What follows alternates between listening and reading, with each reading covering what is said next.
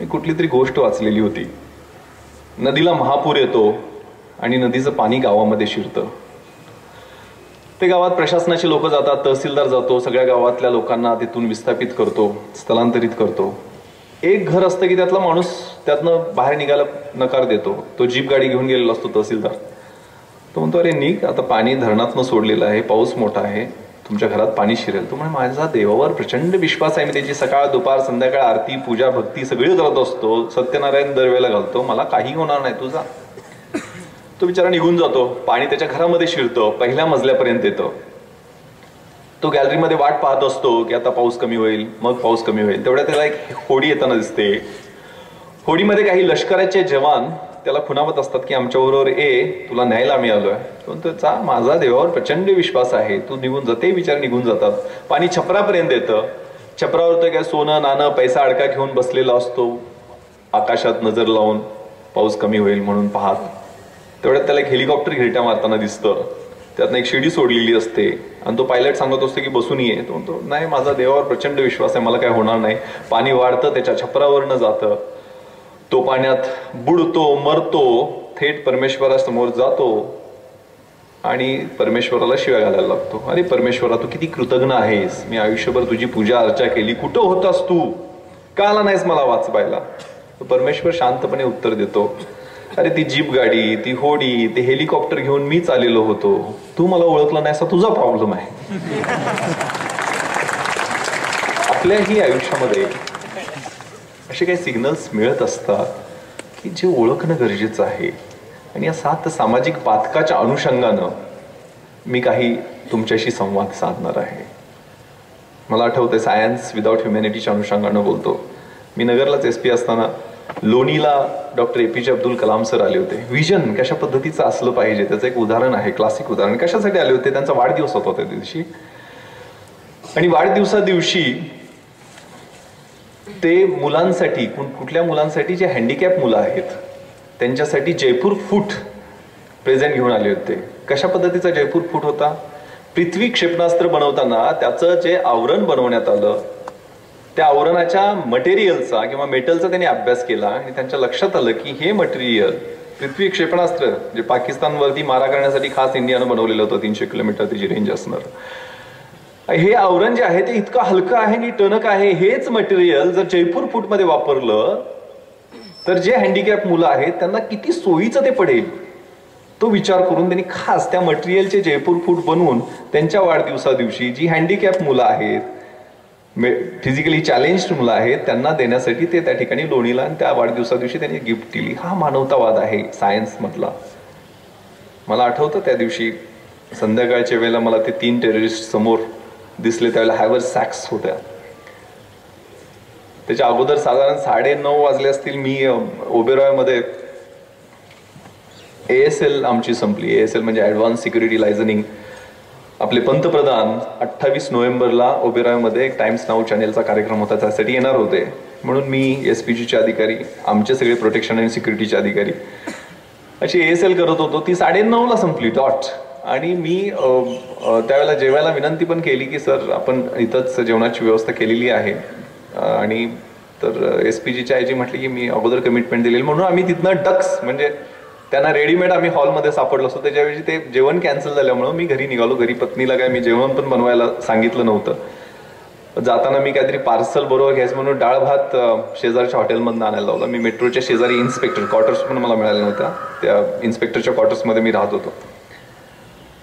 आणि घरी पोहोचलो, जेवायला बसलो, युनिफॉर्म उतरलाच नव्हता. इनफॅक्ट माझा त्या दिवशी नाईट राऊंड पण होता योगायोगानं, पण नाईट राऊंड 12 वाजता सुरू होतो. या सगळ्या एरियाचा मी DCP म्हणजे आपण जो सिनेमात एरिया पाहतो, नरिमन पॉइंट, मरीन ड्राईव्ह, हे मलाबार हिल, कुलाबा, कफ परेड, हा सगळा हायफाय एरिया आपण जो सो कॉल्ड पाहतो त्या एरियाची माझ्याकडे जबाबदारी होती.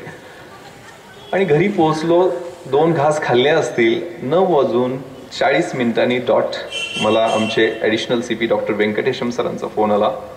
विश्वास, लिओपोल्ड के पास फायरिंग चल रही है, रश टू दॅट प्लेस. मला मानवतावाद आणि विज्ञान याच्याशी संदर्भात आपल्याशी संवाद साधायचा, ते अनुषंगानं मी बोलत आहे.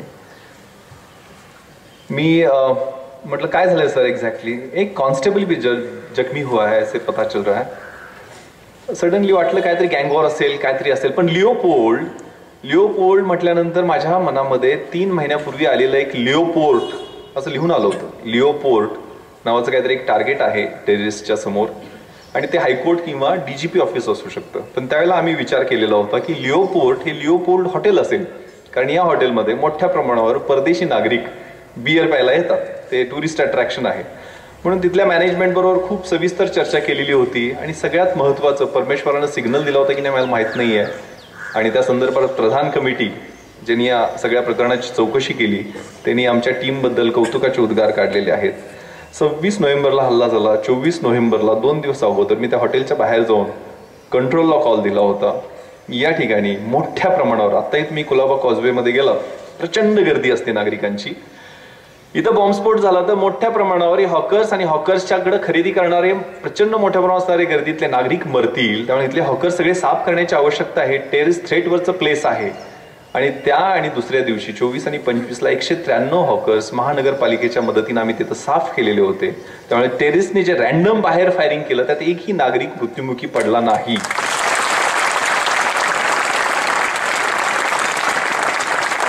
तुम्हाला माहित असेल किंवा नसेल, वाचलं असेल तुम्ही वर्तमानपत्रामध्ये, लिओपोल्डमध्ये 9 लोक मृत्युमुखी पडले. ते सगळे आपले भारतीय होते. इनफॅक्ट त्या रात्री त्या हॉटेलमध्ये 35 ते 40 फॉरेनर्स होते, आणि आपले इंडियन कस्टमर्स तिथं कमी असतात. 15 ते 20 कस्टमर्स हे इंडियन्स होते. वेरॅज मृत्युमुखी मात्र आपलेच सगळे लोक पडले, की परकीय नागरिक तिथं मृत्युमुखी पडला नाही. कारण असं की ज्या वेळेला हे दोघं टेररिस्ट आतमध्ये घुसले, एक ग्रेनेड ब्लास्ट केला, त्यावेळेला सगळ्या परकीय नागरिकांना माहित होतं की ड्रिल त्यांनी काय करायचे. तो ब्लास्ट झाल्या सगळे फ्लॅट झोपले आणि आमचे भारतीय वर तोंड करून बघत बसले. त्यामुळे दुसरा जो टेररिस्टनी AK-47चा बस्ट केला त्याच्यात सगळे आपले लोक मृत्युमुखी पडले. आपल्यावरच आपण हसतो, याचं हे उदाहरण आहे. इस्रायल सारख्या देशामध्ये 2 मिनिटांमध्ये त्या देशाचं शांतता काळातल्या देशामधनं युद्ध सदृश्य देशात रूपांतर होत असतं. प्रत्येक नागरिकाला माहित आहे की त्याची जबाबदारी काय आहे, त्याचं कर्तव्य काय आहे. ही ड्रिल त्यांना माहित असते. त्यामुळे लिओपोल्ड म्हटल्यानंतर माझ्या लक्षात ते आलं. माझ्याकडं सगळेजण म्हणतात अरे तू रिव्हॉल्वर घेऊन कसा घुसला. माझ्याकडे रिव्हॉल्वर नव्हती, माझ्याकडे ग्लॉक पिस्टल होतं. ग्लॉक पिस्टल हे मॉडर्न वेपन आहे, आणि माझी झोन 1ला नेमणूक झाल्यानंतर मी ग्लॉक पिस्टल स्वतःसाठी इश्यू, ते फक्त अँटी टेररिस्ट स्क्वॉडच्याच अधिकाऱ्यांना दिलं जातं, ते मी माझ्यासाठी इश्यू करून घेतलेलं होतं विशेष परवानगी घेऊन.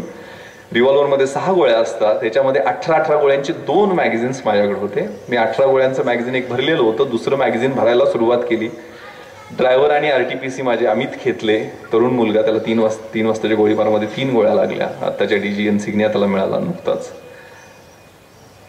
त्याला म्हटलं तुझ्याकडे कुठलं किती राऊंड्स आहेत. सर 30 राऊंड आहेत. माझ्याकडे 40 राऊंड आणि त्याच्याकडे 30 राऊंड, म्हणजे 70 राऊंड्स आमच्याकडे सफिशियंट राऊंड होते असं त्यावेळेला वाटतं. तुलनेनं कमी होते, कारण प्रत्येक टेररिस्टकडं एक AK-47 आणि डबल मॅगझिन म्हणजे भरलेली मॅगझिन्स 30 गोळ्याची अशी 550 गोळ्या असे होळे प्रत्येक एका टेररिस्टकडं 550 ते 600 गोळ्या, सुट्ट्या 70 गोळ्या आणि 550 भरलेल्या गोळ्या, म्हणजे मॅगझिन लोड केलेले असे भरून ठेवलेले होते. म्हणजे ते भरायचे राऊंड पण वेळ तेवढा नव्हता, आणि ते चिकटपट्ट्यांनी बांधलेले होते. म्हणजे एक संपलं की उलट्या बाजून दुसरं घालायचं.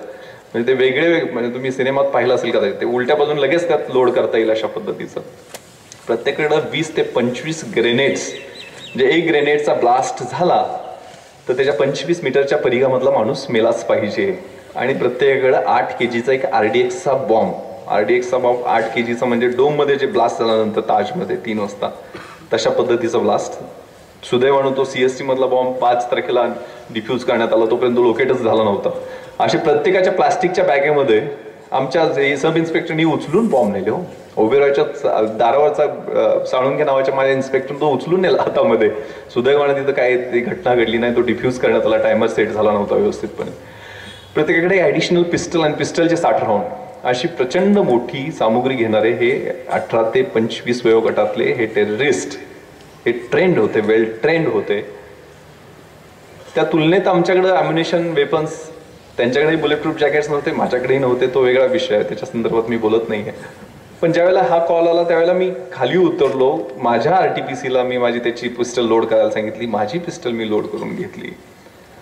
आणि वी वेर रशिंग. आम्ही मेट्रो थिएटर क्रॉस करताना मला माझे डीजीपी त्यावेळेचे देन डीजीपी एन रॉय साहेबांचा फोन आला की विश्वास ताज में ग्रेनेड ब्लास्ट हो रहे हैं और AK-47 के राउंड्स की आवाज आ रही. स्पेसिफिक माहिती त्यांनी दिलेली होती. ताजमध्ये हे काहीतरी झालंय हे लक्षात आल्यानंतर माझ्या लक्षात आलं की हे काही किरकोळ घटना नाही आहे, हे काय गँगवॉर नाही आहे, हे काय इंटरनल रायव्हलरीतनं झालेला गोळीबार नाही आहे.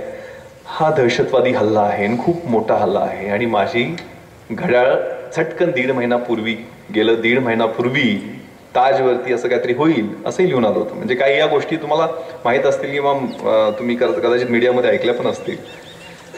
26 तारखेला असं लिहून आलं की ताज हे one of the terrorist target राहील. म्हणून मी 27 तारखेला त्यांच्या सिनियर मॅनेजमेंटला बोलवलं की मला 29ला व्हिजिट तुमच्याकडे करायचं. त्याच्या अगोदर पण व्हिजिट केली पण ती बाहेरची पेरिफेरी आम्ही बघून घेतली. 29 तारखेला मी ते ताज हॉटेल कोपरान कोपरा, त्याची पायरी कुठं आहे, त्याचे दरवाजे कुठं आहेत, त्याची फायर स्प्रिंकलर सिस्टम कशी आहे, त्याचे एक्झिट गेट्स कुठले आहेत, त्यांचे फायर ब्रिगेडच्या अनुषंगाने असणाऱ्या गोष्टी कशा पद्धतीने, CCTV कंट्रोल रूम कशा पद्धतीचे, एक्झिट गेट्समध्ये कुठल्या ठिकाणी बॅरियर्स आहेत, कुठल्या ठिकाणी बॅरियर्स नाहीत, आणि जर इमर्जन्सी झाली तर काय कशा पद्धतीनं हे 9 तास मी त्याचं परीक्षण केलेलं होतं. त्यामुळे आम्ही जे 6.5 तास तिथं बॅटल केलं, मी आणि माझे 6 अधिकारी कर्मचारी होतो. HITच करतात, हाऊस इंटरव्हेन्शन टीम, 6 किंवा 7 लोकांच्याच. मेजर उन्नीकृष्ण असतील त्यांच्यावर 6-7च लोक, एवढी छोटी टीमच असावी लागते. तर काही 100 लोक रश करून चालत नाहीये टेररिस्ट अटॅकला त्यांना लीड करायला, कारण क्रॉस फायरमध्ये माणसं मरण्याची खूप जास्त शक्यता असते. तर हे लक्षात आल्यानंतर ती मला ड्रील आठवली की त्या ठिकाणी मग दुसऱ्या दिवशी मी तिथल्या टॉप मॅनेजमेंटवर बैठक घेऊन त्यांना डूज अँड डोंट्सवर 28 सूचना काय काय केलं पाहिजे. म्हणजे साधं उदाहरण, नॉर्थकोट गेट, जे नॉर्थकोट गेटनं टेररिस्ट घुसले त्या गेटवरती इंजिनिअरिंग येतात. मला काय इंजिनियर नाही आहे, मी सांगितलं त्यांना की अशा पद्धतीचं रील लावा आणि ऑटो डोअर्स पाहिजेत की बटन दाबल्यानंतर कुठे आपल्याला सिग्नल मिळाले की डोअर्स खाली आले पाहिजेत, जसे शेअर मार्केटमध्ये आम्ही करून घेतलेले होते. तिथं ते जर ग्रिल हेरिटेज डिपार्टमेंटनं काय ते परवानगी दिली नाही, हा वेगळा विषय झाला. तिथं ग्रिल जर साधं लावलं असतं, ते टेररिस्ट बघा तुम्ही, ते AK-47 घेऊन आले, ते काचा फोडल्या, दे वॉल्टेड इनसाइड, सहज आतमध्ये आले. तिथं जे ग्रिल लावलं होतं, कुलूप लावलं होतं तिथं, it was locked, they vaulted inside. तर तिथं ग्रिल लावलं असतं तर प्रश्न वेगळा झाला असता. मी तिथं 6 कॉन्स्टेबल ठेवलेले होते, पण आम्ही दंगल करण्यात प्रसिद्ध आहे. 13 तारखेला मी ते कॉन्स्टेबल्स जे बाहेर सिक्युरिटीसाठी लावलेले ते दंगल धुळ्याला सुरू झाली म्हणून तिथून ते स्थलांतरित करण्यात आले.